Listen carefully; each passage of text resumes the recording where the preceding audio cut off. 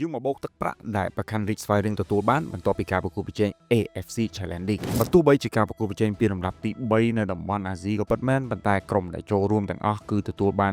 $10,000ក្នុងដៃហើយសម្រាប់ការឈ្នះមួយប្រកួតនោះគឺទទួលបាន$20,000បន្ថែមទៀតបើយើងនិយាយអំពីប្រកាន់រីកស្វែងរកវិញការចូលរួមគឺទទួលបានទឹកប្រាក់$10,000ការប្រកួតវគ្គចែកពូលប្រកាន់រីកស្វែងរកបានឈ្នះមួយប្រកួតដូច្នេះគេទទួលបានទឹកប្រាក់$20,000ហើយឡើងដល់វគ្គ8ក្រុមចុងក្រោយទទួលបាន$80,000បន្ថែមទៀតដូច្នេះប្រកាន់រីកស្វែងរកទទួលបាន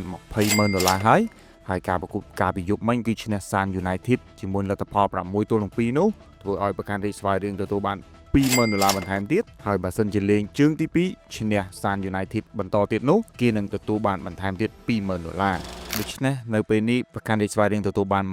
$22,000ក្នុងដៃសម្រាប់ការប្រកួតប្រជែង AFC Challenge League មិនទាន់រាប់ការប្រកួតជើងទី2បើឈ្នះ San United នោះទេគូបញ្ជាក់ផងដែរថាបើសិនជាប្រកាន់រីកស្វែងរកឡើងដល់វគ្គ4ក្រុមចុងក្រោយបន្តទៀតគេនឹងទទួលបានកញ្ចប់ទឹកប្រាក់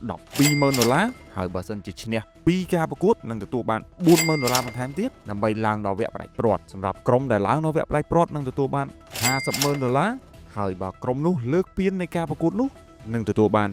$50,000បន្ថែមទៀតនោះគឺក្រុមម្ចាស់ជើងឯកទទួលបាន$1,000,000យើងសាកសម័យទៅមើលបើប្រកាន់រីកស្វែងរកលេងមិនចាញ់សម្រាប់ការប្រកួតដែលសេសសល់ហើយដល់វគ្គផ្ដាច់ព្រាត់គេនឹងលើកពានដែរនោះ